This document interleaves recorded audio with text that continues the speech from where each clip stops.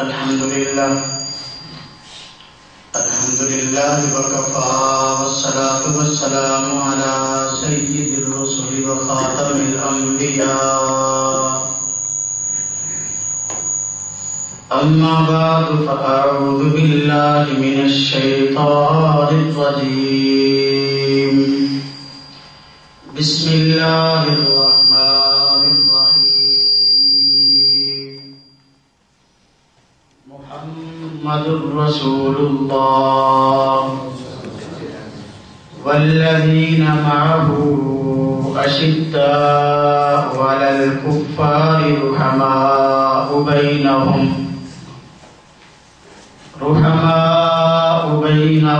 تراهم ركعا سجدا يبتغون فضلا من الله ورضوانا سيماهم في وجوههم من أثر السجود ذلك مثلهم في التوراة ومثلهم في الإنجيل قال النبي صلى الله عليه وسلم فإنه من يعش منكم بعدي فسيرى اختلافا كثيرا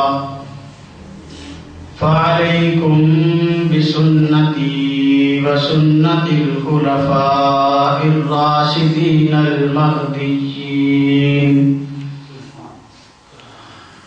تمسكوا بها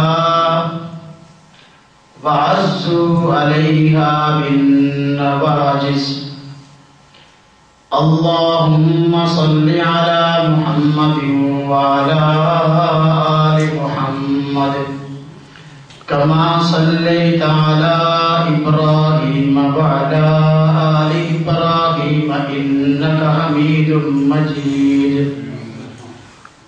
اللهم بارك على محمد وعلى آل محمد كما باركت على إبراهيم وعلى آل إبراهيم إنك حميد مجيد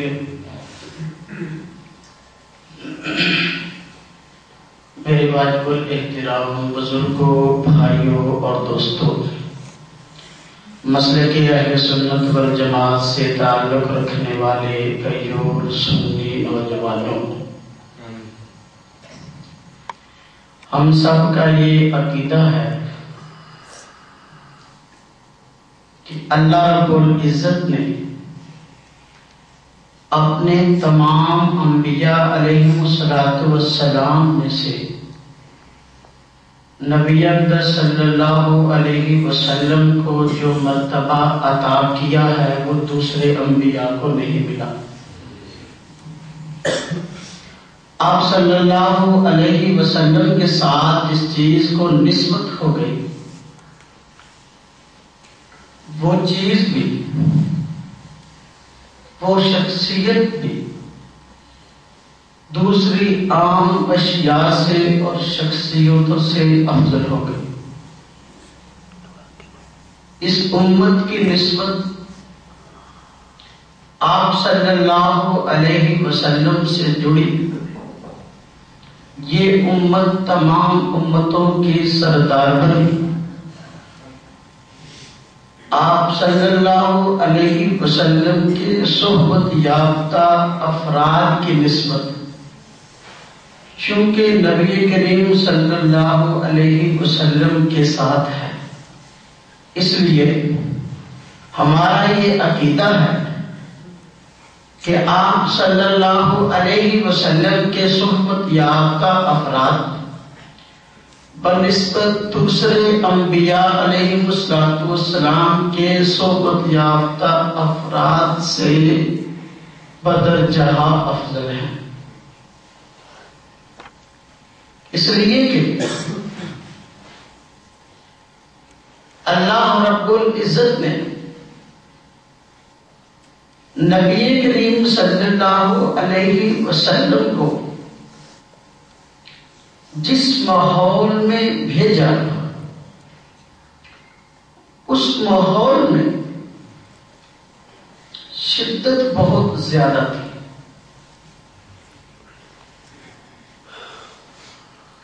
ایسی جگہ پہ دین کا کام کرنا، دین پہ ڈٹ جانا، دین پہ عمل کرنا بہت زیادہ مشکل تھا.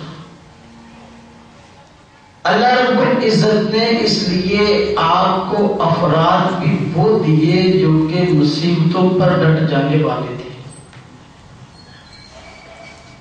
صحابہ اکرام رضوان اللہ علیہ مجمعین نے نبی کریم صلی اللہ علیہ وسلم کے ساتھ مل کر دین اسلام کو پوری دنیا میں پھیلایا اور ہر قسم کی قربانی دین اسلام کے لیے دی ہے. اس کی مثال سابقہ امتوں میں ملنا مشکل ہے. اللہ رب العزت نے نبی کریم صلی اللہ علیہ وسلم کی رسالت پر جہاں اور بہت زیادہ دلیلیں قرآن کریم میں ارشاد فرمائی ہے، ایک دلیل صحابہ اکرام کو بھی بنایا ہے. اللہ رب العزت نے فرمایا محمد رسول اللہ کہ محمد صلی اللہ علیہ وسلم اللہ کے رسول ہیں. یہ ایک دعویٰ ہے، یہ ایک موقف ہے، یہ ایک عقیدہ ہے. اس کے لیے دلیل کی ضرورت تھی. اللہ رب العزت نے اس سے آگے دلیل ارشاد فرمائی ہے. فرمایا والذین معہ، رسول کیوں ہے؟ اس لیے کہ جو صحابہ اکرام رضوان اللہ علیہ مجمعین نبی کریم صلی اللہ علیہ وسلم کے ساتھ ہیں، اشداء علی الکفار، یہ کافروں کے خلاف، غلط لوگوں کے خلاف بہت زیادہ ڈٹ جانے والے اور سخت موقف رکھنے والے ہیں. رحماء بینہم، ان کا یہ طرز عمل اپنے آدمیوں سے متعلق نہیں، آپس میں تو وہ بڑے ہی ملنسار ہیں، بڑی ہی محبت سے پیش آتے ہیں. تراہم رکعا سجدا یبتغون فضلا من اللہ ورضوانا.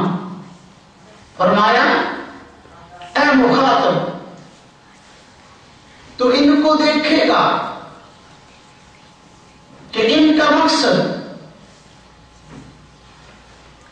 دنیا کا کوئی لالچ نہیں، یہ کوئی عہدہ نہیں چاہتے، کوئی منصب نہیں چاہتے، جائیداد نہیں چاہتے، شہرت نہیں چاہتے. یہ تو ہر وقت اللہ کی عبادت میں لگے ہوئے. عبادت تو اس وقت منافقین بھی کرتے تھے، نماز تو منافقین بھی آپ صلی اللہ علیہ وسلم کے زمانہ میں پڑھتے تھے.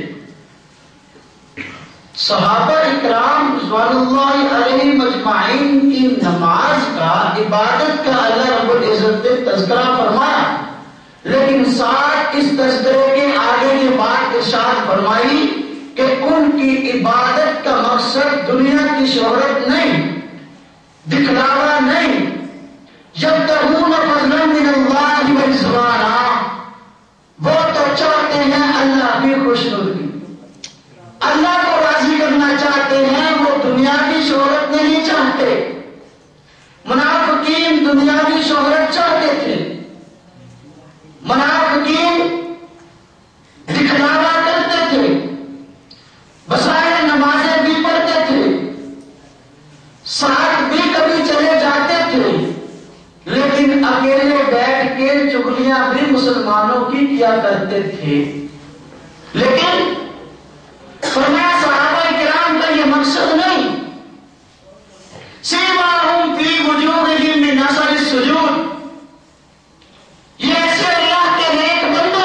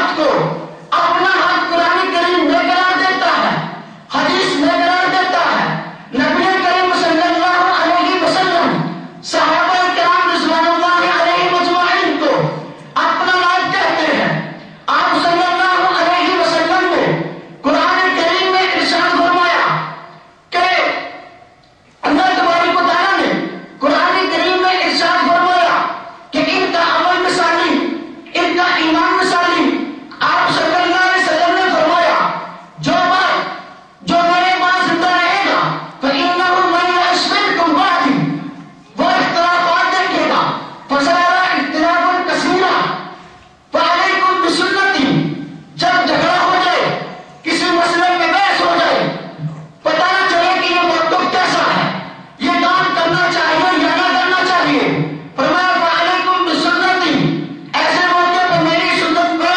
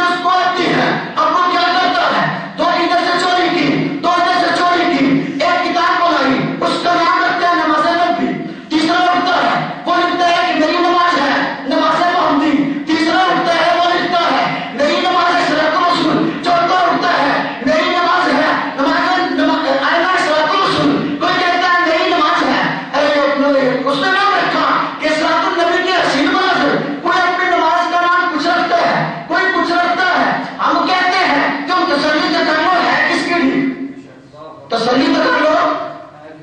میں یہ بات چیلنج کے ساتھ کہہ کے چل رہا ہوں، اگر تیرے اندر جرت ہے تمہارے ڈھنڈے کو مرے ہوئے انگریز جب انگریز آیا تمہارا ڈھنڈا ہوگا انگریز سے بہرے ہو، نہ تیرا کوئی قرآن پاک کا ترجمہ ہے، نہ تیری کوئی حدیث کی کتاب ہے، نہ تیری کوئی مسجد ہے. انگریز نے ہندوستان میں آنے سے پہلے اپنا ایک ترجمہ قرآن دکھا دے، اپنی ایک حدیث کی کتاب دکھا دے، اپنی ایک مسجد دکھا دے. میں مانوں گا تیرا ڈھنڈا پہلے سے موجود تھا،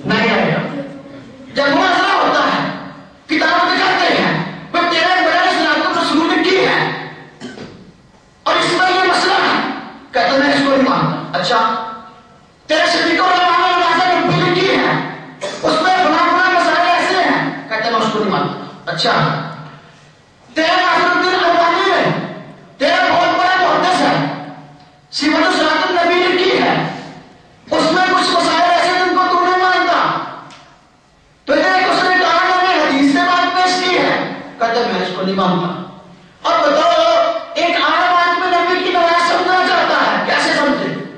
جس کی نماز ہے ہی بتی آدمی مولوی، وہ دوسروں کو سمجھا کیسے سکے گا؟ اس لیے الحمدللہ ہماری نماز دیانت میں مبنی ہے، کیونکہ ہم نے اپنے استاد کا نام چھپایا نہیں، ہم چھوٹے ہیں اپنے بڑوں کا نام ذکر کرتے ہیں، وہ ہے چھوٹا بڑا بننے کی کوشش کرتا ہے کہ میں نے خود نماز خود حدیثوں سے پڑھی ہے، میں نے حدیثوں سے سیکھی ہے، میں کہتا ہوں سے آئے ستا یہاں لے آ اور کتابیں یہاں لے آ، میرے سامنے نماز کا مکمل مسائل تو نکال کے دکھا دو، تیری طرح نماز میں پڑھنے شروع کر دوں۔ اگر نہیں تو پھر جھوٹ سے بڑا سارا جو آدمی غلط کو چھوڑتا ہے کبھی بھی کامیاب نہیں ہو سکتا۔ اس لیے عبادت حکم ہے اللہ کا، طریقہ ہے نبی صلی اللہ علیہ وسلم کا، ہم اہل سنت ہیں، اس کو ذکر کرنے والے صحابہ کرام ہیں، ہم پر جماعت ہیں، اور اس کو لکھانے والے مدبر کروانے والے امام ابو حنیفہ ہیں، ہم حنفی ہیں، ہم سے تو سوال پوچھتا ہے کہ تیری نماز حنفی ہے یا محمدی ہے؟ میری نماز محمدی ہے، لیکن میں سیکھی اپنے استاد سے، اپنے استاد کا نام ذکر کرتا ہوں، تو اپنے استاد کا نام ذکر کرتے ہوئے شرم آتا ہے۔ اگر نہیں تو ایک کتاب جس کو دعوے سے کہہ سکے کہ یہ کتاب باقی میرے استاد سے کی میں اس کو مانتا ہوں، اگر میں اس کو قرآن و حدیث کے خلاف ثابت نہ کروں تو فیصلہ بازی نہ کرے، ایسی ایک بھی کتاب نہیں مارکیٹ میں۔ پھر دیکھو بڑا سا اعتبار اٹھا، رافضی ہے، شیعہ ہے، اس کا جنات مقصد یہ ہے صحابہ کرام کا اعتبار جو ہے، صحابہ کرام کا وقار جو ہے، صحابہ کرام کی جو شان اور اہمیت ہے لوگوں کے دلوں سے نکال دی جائے۔ صحابہ کرام کے ایمان پر بحث کرتا ہے، فلاں صحابی کا ایمان ایسا تھا، فلاں صحابی کا ایمان ایسا تھا، بڑے لفظ کی یہ بات ہے جبکہ چھوٹا لفظ بھی ہے، وہ صحابی کے ایمان پہ بات نہیں کرتا، وہ صحابی کے عمل پہ بات کرتا ہے کہ یہ آپ صلی اللہ علیہ وسلم کے بعد صحابہ کرام نے نوزمے کا غلط کام کرنا شروع کیے تھے، فلاں فلاں کام خلاف سنت تھے، وہ آج کل اپنی تقریروں میں اپنی تحریروں میں یہ بات کہتا ہے فلاں صحابی نے یہ کام بہت کیا، فلاں صحابی نے یہ کام بہت کیا، نوزم اللہ من ذالک، یہ کون سی دین کی خدمت ہے؟ میں کہتا ہوں اگر وہ بڑا لفظ ہے تو اس کا چھوٹا بھائی ہے، ہم تمہیں کہیں گے تو روح بدل کے آ گیا، ہمارے بڑے لوگ، ہمارے بڑوں لوگ، ہمارے اکابر لوگ جس طریقے سے تمہارے بڑوں کو بڑے لفظوں کو کھٹے لگ لگایا ہے، ایک ایک کو بے نقاب کیا ہے، اگر ہم تمہیں بے نقاب نہ کرے تو پھر تم ہمیں کہنا تم آنا، تیرے نظریات جو ہے، تیرے عقائد جو ہے، تیرے عمل جو ہے قرآن و حدیث کے خلاف ہے۔ میں کہتا ہوں میرا یہ دعویٰ ہے اور تم اس پہ دلیل نہ، اگر تیرے پاس جرت ہے صحابہ کرام پہ تنقید کرنے والی زبان جو ہے اس کے اندر ایک نرم پیغمبر بناتا ہے، اس میں اللہ کی بھی رحمت ہے، فرشتوں کی بھی رحمت ہے، تمام انسانوں کی رحمت ہے۔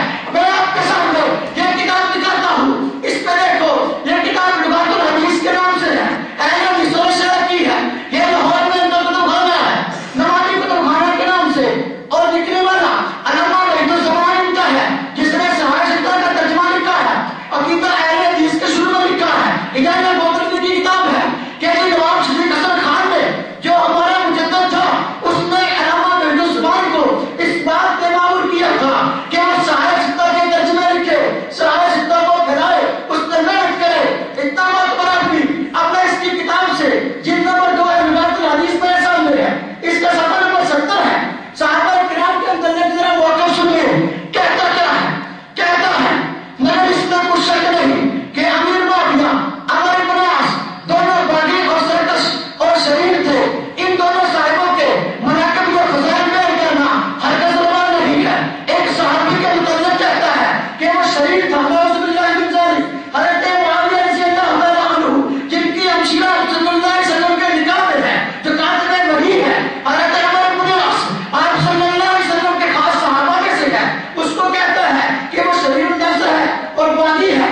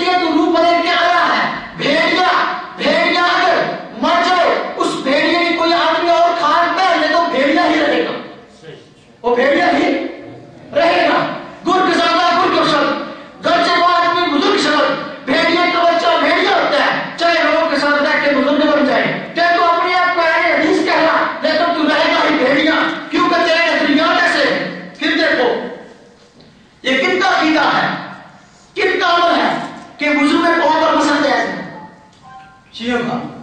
شیعہ کہتے ہیں قوم پر بسا ہو سکتا ہے, اس نے بھی کہا جائے. یہ رسول الابرار کتاب ہے, جلد نمبر 1 ہے, صفحہ نمبر 12 اور 13 میں لکھا ہے کہ مسلم پر بسا کرنا جائز ہے. لیکن کیا مطلب ہے؟ شیعوں کا. آج تو آیا ہے ہمیں دین طرف بنانی ہے. پھر دیکھو یہ کتاب کتنی موٹی ہے, دیکھو ہے, اس کا نام رکھا مجموعہ مطالعات پر سلفی تحقیق کی جائزہ. لکھنے والا رئیس ندوی, وہ جامع سلفیت جس کو کہتا ہے دارالعلوم دیوبند کی ٹکر کا ادارہ ہے, اس کا بڑا استاد ہے. لکھا وکیل سلفیت. آج اسلاف پر گستاخ اپنے آپ کو سلفی کرنے لگے. سبحان اللہ, عجیب بات ہے. جس طرح تقدیر کا منکر اپنے آپ کو قدری کہلاتا تھا, تقدیر کے منکر کیا کہتے تھے؟ قدری. اگر آج اسلاف کا گستاخ اپنے آپ کو سلفی کرائے اس معنی میں تو ٹھیک ہے, لیکن اگر مجھے کہے کہ میں اسلاف کو مانتا ہوں اس وجہ سے کہ میں اسلاف پر بدزبانی کرتا ہوں, یہ معنی ٹھیک ہے؟ بالکل غلط. تو یہ کتاب میرے ہاتھ میں اتنی موٹی, اس میں اس نے جی بھر کر ہمیں گالیاں دی ہے. میں آپ کو اگر گالی سنوں آپ کو کسی مولوی کی زبان ہے؟ یہ تو کسی عام بٹیارا آدمی جو گلیوں میں گند جو ہے گند میں ہاتھ مارتا ہے وہ بھی ایسی زبان استعمال نہیں کرے گا. خیر, میں نظریات کی بات کر رہا ہوں. اس میں لکھا ہے واقعی یہ کتاب نزول الابرار چھپی تھی, اس کا میں نے حوالہ دیا کہ نزول الابرار میں صحابہ کرام کو فاسق لکھا گیا, صحابہ کرام کو باغی لکھا گیا. ہمارے علماء کرام نے اعتراض کیا, مولانا روکر غازی پوری صاحب نے لکھا ہندوستان کے عالم ہے کہ بھائی اس نے بالکل غلط لکھا ہے, صحابہ کرام پر تنقید کی ہے. اس نے اس کا جواب دیا اور یہ کتاب لکھی. کہنے لگا کہ بھائی ہمارے بڑے ہندوستان نے جو لکھا بالکل ٹھیک لکھا اور اس پر دلائل دیے ہیں. دلائل کیا ہوں؟ دلائل کیا ہوں؟ قرآن اور حدیث میں تحریف, قرآن اور حدیث میں, قرآن کے نام پہ دھوکہ, حدیث کے نام پہ دھوکہ. اس میں کہتا ہے واقعی یہ 5 صحابہ باغی تھے, حضرت امیر معاویہ کا نام لے کے, حضرت مغیرہ بن شعبہ کا نام لے کے, حضرت سمرہ بن جندب کا نام لے کے کہتا ہے. سفر نمبر اس کا 637 ہے.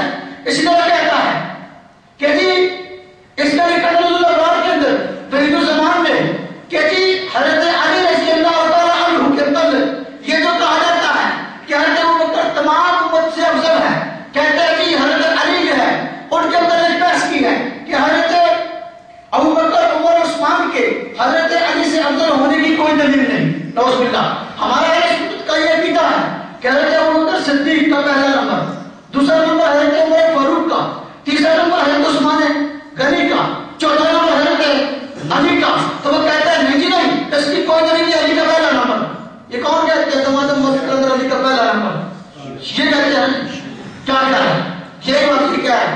اور پھر کہتا ہے کہ بہت سارے لوگ ایسے ہوں گے جو کہ صحابی نہیں ہوں گے لیکن صحابہ سے جدائی میں بڑھ جائیں گے. نعوذ باللہ من ذالک. صحابی سے کیسے بڑھ سکتے ہیں؟ نبی صلی اللہ علیہ وسلم کو دیکھا ہے, اس کو بھی مرتبہ مل گیا, وہ مرتبہ بعد والے کسی اور کو کیسے مل سکتا ہے؟ یہ سوال نمبر اس کا جو یہ بات اس نے کہی ہے 642 ہے. اور اسی طرح کہنے لگا کہ جی صحابہ کا قول اور فعل حجت نہیں, یہ صحابی جو کرے جو کہے اس کا کوئی اعتبار نہیں. 13 اعتبار ہے. جس نے نبی کو دیکھا کہ نبی نماز کیسے پڑھتا تھا, آپ صلی اللہ علیہ وسلم زکات کیسے دیتے تھے, آپ صلی اللہ علیہ وسلم حج کیسے کرتے تھے, نبی صلی اللہ علیہ وسلم کا روزہ کیا تھا, اس کا تو کوئی اعتبار نہیں. 13 اعتبار ہے. نعوذ باللہ من ذالک. یہ دیکھو کتاب کا صفحہ نمبر 651 ہے, اس میں یہ بات کہی گئی ہے.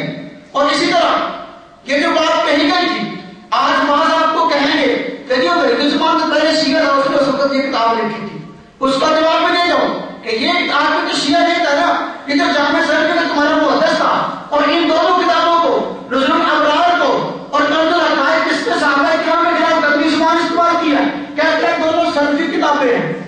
دونوں صفحہ نمبر 638 کے اندر کہتا ہے, اور اس کو کہتا ہے بھائی مسلمان کو ہمارا امام ہے. آپ کہتے ہیں بات بڑوں کی مانی جاتی ہے بٹیاروں کی نہیں, جو گلی میں عام پھرنے ان کی بات نہیں, تمہارا بڑا کہہ رہے کہ ہمارا امام ہے. اور عقیدہ ہے جس کے شروع میں لکھا ہے کہ جی وہ ہمارا مختار آدمی تھا, اچھا آدمی تھا. فتاوی زمیمہ چھپا ہے فتاوی ستاریہ کا, اس میں لکھا ہے کہ وہ محقق اہل حدیث تھا. اسی طریقے سے 40 لوگوں میں اہل حدیث کتاب چھپی ہے, اس پر ہندوستان کے دلیل لکھا اہل حدیث تھا. اسی طریقے سے انشاءاللہ القصری نے علماء اہل حدیث کے حدیث کی خدمات بیان کی ہے. کتاب میرے پاس موجود ہے,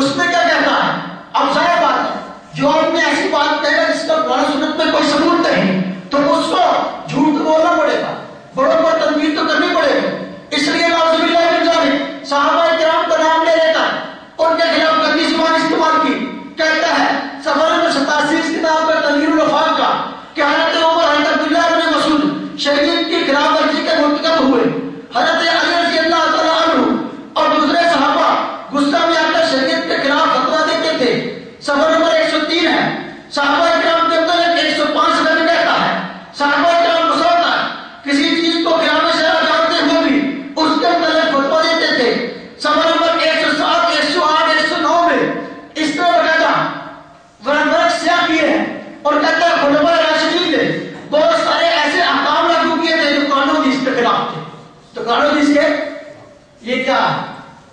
یہ دینداری ہے۔ کون آدمی اس کو دینداری کہتا ہے؟ جو کہتا ہے ہمارے سامنے آئے، اور اسی طریقے سے کہتا ہے 3 طلاقیں تو 3 تھی، حضرت عمر رضی اللہ تعالیٰ عنہ نے 3 طلاقوں تو 1 تھی، حضرت عمر رضی اللہ تعالیٰ عنہ نے 3 طلاقوں کو 3 کہہ کر قرآن کے حکم کو بدل ڈالا۔ کیا کہتا ہے؟ 3 طلاقیں تو 1 تھی، حضرت عمر رضی اللہ تعالیٰ عنہ نے 3 طلاقوں کو 3 کہہ کر قرآن کے حکم کو بدل ڈالنا۔ ناؤذ باللہ من ذالک اسی کتاب میں، اور اس کا یہ صفحہ نمبر ہے 498 ہے، اور اسی طرح اور بھی 515 517 516 ہے، اس میں بھی یہ بات کہی ہے صحابہ کرام قرآن سنت کے خلاف فتوے دیتے تھے۔ یہ میں نے آپ کو چند ایک چیزیں دکھائی ہیں۔ اب یہ عقیدہ ہے، ہم کہتے ہیں یہ عقیدہ تیرا ہے یا شیعوں کا ہے؟ پہلے یہ عقیدہ شیعوں کا تھا، تو نے اسے چھڑایا یا تو نئے روپ میں آیا، اپنا نام بدل لیا۔ اپنا نام بدلنے میں کچھ نہیں ہوتا، تو آج کل مارکیٹ میں کئی ناموں سے موجود ہے، جب تو ایک نام سے کوئی ہوتا ہے تو نیا نام لاتا ہے۔ پہلے تو کہتا تھا کہ جی ہم محمدی ہیں۔ کیا ہے؟ ہم محمدی ہیں۔ شیخ عبد القادر جیلانی رحمہ اللہ نے غنیمت الطالبین میں لکھا ہے کہ محمدیہ شیعوں کا ایک فرقہ ہے۔ محمدیہ کیا ہے؟ شیعوں کا ایک فرقہ ہے۔ نام بدلا، ایک اور نام کہ اہل حدیث ہے، پھر نام بدلا اہل قرآن ہے، پھر نام ایک اور آیا مسعود احمد بیاسی کے نام سے، انہی کی جماعت گھر میں اہل حدیث سے الگ ہوا، اس نے اپنی جماعت کا نام رکھا جماعت المسلمین کے نام سے۔ اب وہ کہتا ہے کہ جی میں مسلم ہوں، میری جماعت والے مسلم ہیں، جو مجھے نہیں مانتے وہ سب غیر مسلم ہیں۔ نعوذ باللہ من ذالک، ان سے اتنا الگ فرقہ بنا لیا۔